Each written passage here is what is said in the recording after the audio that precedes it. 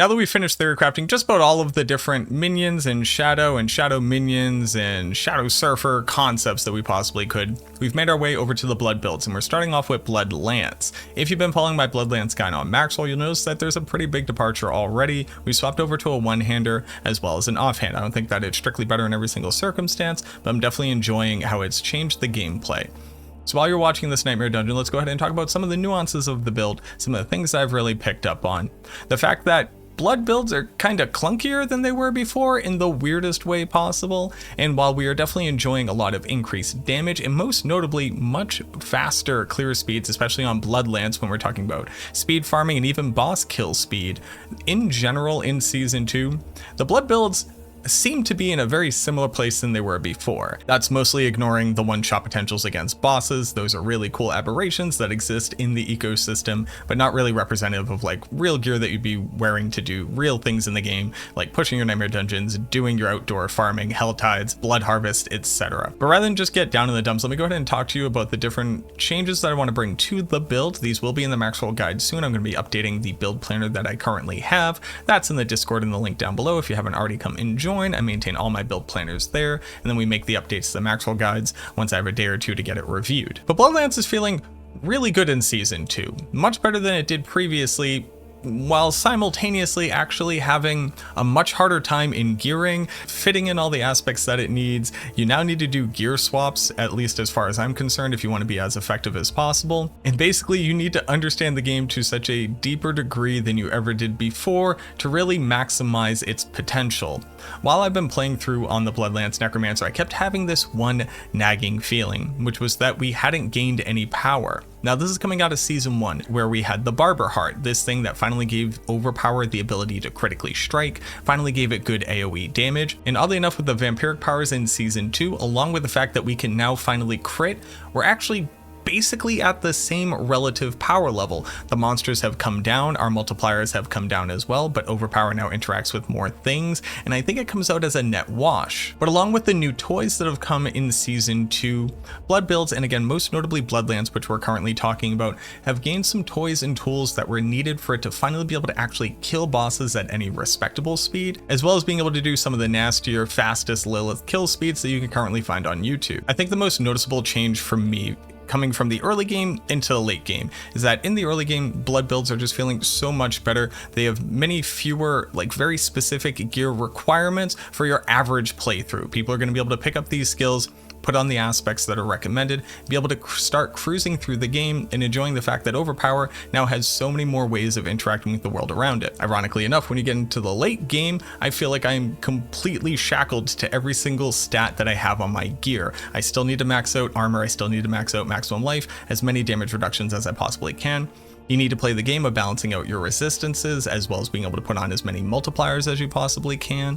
And the interesting part is that we basically just have 3 different types of pants that you can be wearing at any given time. And depending on which one you have on, your hat changes and your weapon changes. But let me go ahead and focus on the specific changes from the build guide that you've probably been experiencing thus far, just to give you some better insight into why I've made these changes and why I think ultimately they are for the better of the build. And then we can go through a couple interesting nuances when it comes to being able to go kill a boss and your vampire powers, which I think are actually much drastically different than what I originally considered would be the best ones, because it turns out we overpower more than enough. So you notice the biggest change, right, is that we now have another offensive aspect slot. While I was running a full Gore Quills before and a 2-hander, I've just generally found that what you typically end up discovering on a blood build is that attack speed is truly the king of the stats that you need to worry about.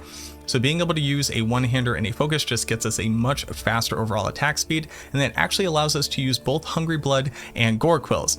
While Gore Quills still reigns when we're dealing with a big tanky pack of monsters that we're able to continuously corpse tendrils, for speed farming, being able to propagate as many lances as possible out to targets that aren't immediately in our pack with Hungry Blood makes it so that we can spread out our damage so much more easily. And while you're going to see stats on these pieces of gear right now, I've basically abandoned healing received as well as lucky hit because I actually don't think they do anything for the build at all. We basically don't care about lucky hit. Healing received doesn't actually seem to be too important for being able to get the blood orbs to reduce our cooldown and overpowering. you're overpowering all the time. In fact, putting those stats onto pieces of gear are typically end up sacrificing damage reduction, which you desperately need. But the combination of these two aspects alone is probably enough to write home about, and just to get you a much smoother game experience, especially when you're speed farming in Hell Tides and in the Blood Harvest or any outdoor activity that you're doing. Hell, even in Legion, I can actually run up and start attacking with these two aspects together and expect to get some damage in before all of the ball lightning sorceresses just go in and completely annihilate everything. Still using Rathma's Chosen for that amazing amount of increased attack speed, we're still relying on Potent Blood for essence as well. There was a point during speed farming where I actually took off this ring and took off the aspect in its entirety and actually didn't have a different experience. But that's actually most notably from Tybalt's Will, as opposed to how the build has actually changed functionally. I do think that Potent Blood is absolutely still an auto include. The ability to generate resources against these big packs of super tanky monsters, especially when pushing high level nightmare dungeons, is definitely something that should not be ignored. But Tybalt's Will definitely makes a really good argument for why you wouldn't need it in a speed farming setup, and you could instead stack on even more damage or some other stat that would be more beneficial to you. Perhaps even swapping out your Hungry Blood up to the ring slot and then being able to use a Lidless Wall. Lidless Wall is obviously a fantastic tool. I do enjoy it while pushing in nightmare dungeons, and what I realized is why I like it so much is actually just from the damage reduction from it. Obviously we like the crit chance for being able to output more damage, and we are approaching 100% crit chance on the build at this point, since we're going to be fully swapping our focus over to crit chance. But while I was sitting there with maximum barrier from Temerity and comparing that against using it with a lidless wall and trying to figure out why lidless was just making it so that I was surviving more often, it just comes down to the damage reduction, quite honestly, and the attack speed. Attack speed's really nice too, but again, that's all really good for speed farming. I do think that Temerity still rules out once you have like perfect damage reduction on the rest of your gear to be able to offset the lack of it from having permanent uptime on Bone Storm. I've also noticed some people kind of messing around with like Ozius Gale on lidless to have more uptime on the Bone Storm. I just don't think that's worth it, quite frankly. I think that makes the rest of the build a little bit too clunky, and the build is already clunky as it is. We're going to talk about boss farming in a quick second, but you basically need to swap out half of your kit to be able to make it as efficient as possible, like you saw in the gameplay footage before. But I do get why they're doing it, because it's really nice to have that damage reduction. But if this piece of armor right here instead said maximum life and then a damage reduction from distant or just flat damage reduction, I feel like we'd be getting the exact same performance out of the kit that I currently have right now. I just actually haven't found a better chest piece, if I'm going to be quite honest with you. And then let's also talk about the Shielding Storm aspect right here, especially with Temerity, and most notably the Undying vampire power, which does basically mean you can maintain 100% barrier as often as you want. In fact, if I were to just put this on very quickly and just sit here and base attack, you just generate barrier from using skills, which means if you really want to, before you walk into a fight, you could sit here and hemorrhage your little heart out and get up to that max cap of barrier before you go in there. Something that I thought was very interesting, kind of a nuance that I wouldn't have picked up on previously, or I wouldn't have thought to pick up on, but it's kind of wildly powerful just being able to generate 14,000 maximum life worth of barrier before you go start a fight. But the reason why we're also doubling down with Shielding Storm here is because there's so many opportunities where you aren't attacking the entire time and you're not overhealing the entire time. Most notably when you want to be engaging into a large pack of very dangerous monsters and you're starting with Blood Mist, being able to have Shielding Storm up generating barriers so that when we come out of Blood Mist, we now have the safe time to be able to cast Corpse Tendrils so that we can then start launching in our damage has been invaluable. I can't say it enough. I think doubling down with both Shielding Storm and Temerity is your best total survivability option. And then as you're able to stack on more maximum life and more damage reduction, this barrier just gets stronger and stronger or more valuable for you. Well, let's go ahead and talk about the bossing setup, because it does turn out that just being able to crit your overpower damage isn't enough to make boss speed altogether that much smoother than it was previously. Again, most notably with something like the Barber Heart in Season 1.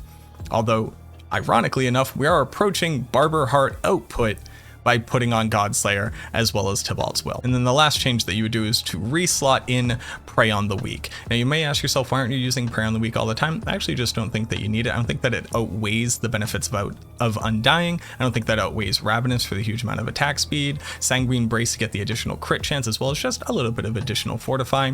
The benefit of Hemomancy, this thing alone just like outputting a huge amount of AoE damage every 4 seconds based off of your maximum life is huge, and then healing you as well is another great benefit to it, especially with Temerity on. And then obviously you need Metamorphosis for movement speed, as well as being able to apply Vampiric Curse if you were going to be using Prey on the Weak as well. So it's just very difficult to make the argument for including Undying, but now that I've rambled about that enough, throwing on Prey in the week while being able to trigger Vampiric Curse from Metamorphosis so that we can then benefit from constantly dashing through to regain our resource and huge damage multiplier.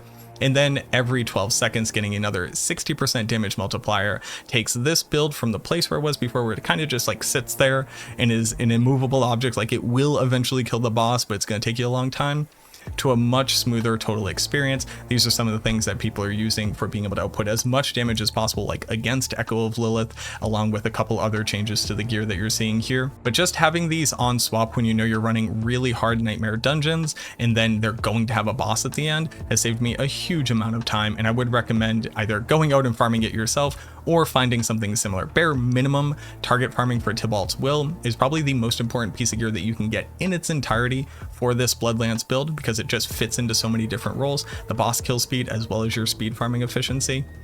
But I do want to touch on one other unique that obviously isn't in my inventory right now and a lot of people are going to be asking me about, so let's go over to my stash and take a look at it. Now, to be pumping out the biggest total damage multiplier that you possibly can, obviously you're going to need to reach for Blood Moon Breeches. Blood Moon Breeches gives you the 2 ranks to amplify damage, so that's an additional 8% damage right there, and then it gives you the 70% damage once you've applied a curse to a target. I'm not trying to argue against these pants, I understand the purpose of them. They do a great amount of damage. They also have maximum life and damage reduction against targets which are cursed, which is also really great. Theoretically, you want to be applying curse to everything on the screen anyways, just for your own survivability. So these actually aren't the worst pants as far as survivability goes. It's kind of in this weird middle place where it's like Tybalt's Will is kind of all in on getting the additional damage, being able to pump out damage as much as possible with the resource gain. Temerity is all in on surviving based off of generating as much barrier as possible. And Blood Moon Breeches is kind of in this middle place where it's better damage than Tybalt's, but it doesn't allow you to output more casts in the same amount of time, but not as much survivability as Temerity, but the survivability is kind of different and a bit more niche. Like, you need to apply the curse. If the curse ever runs out, these pants effectively just say maximum damage. It does help decrepify to reduce damage a little bit more and to slow targets a little bit more. I don't put a lot of stock into that. I don't think the difference between a monster being 40% slow and 45% slow warrants pretending like these pants are just like somehow just as good for survivability. They are what's being used to be able to output the most damage possible against bosses that you can basically just stand in front of and completely destroy, like a Duriel, and at this point even in Echo of Lilith. The other interesting thing to note here, because I just want to point it out because one of the very knowledgeable members in my chat community has been pointing it out, Undying also makes it so we can actually benefit from Untimely Death, the aspect that was one of the hardest to understand aspects previously, but luckily now it is just a little bit easier to understand. Untimely Death says that you have to overheal to gain a bonus stack of your overpower damage, and while that first part says 0.5 plus, this is a multiplier.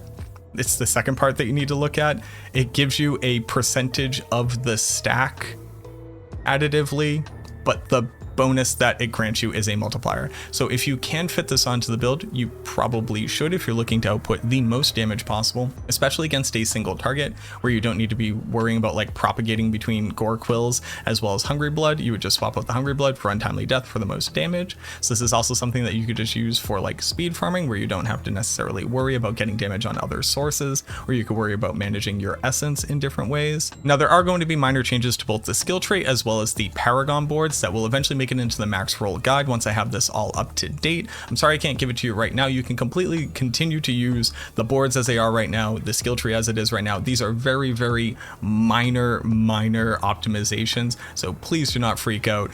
Don't spam me in the Discord being like, when are the updates coming? I'm working on all of them. There's so many builds to be updating right now, but I wanted to get this information out to people because so many people have been interested in the blood builds and my take on them and what I've been doing with them, and we finally put in the time today to be able to research all of it. So now I can finally divulge it out to all of you. Just like always, here's my call to action. First off, go ahead and subscribe to the channel if you haven't already. If you like the content that you're seeing, it's a great way to tell YouTube that you want to see more of it, and luckily you'll be able to see whenever I have uploads up. Also, go ahead and throw a like on the video because we need to push this thing straight down the throat of the algorithm and make sure that as many nerds who have been looking for this information are seeing it as possible.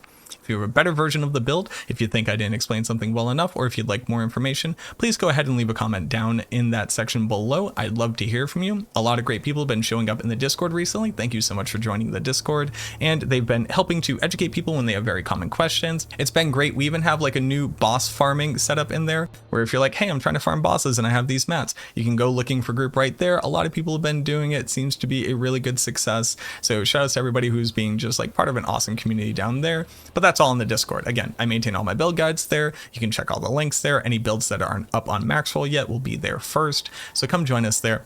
But as always, thank you so much for watching this video. I truly hope that it helped, and I look forward to seeing you in the next video.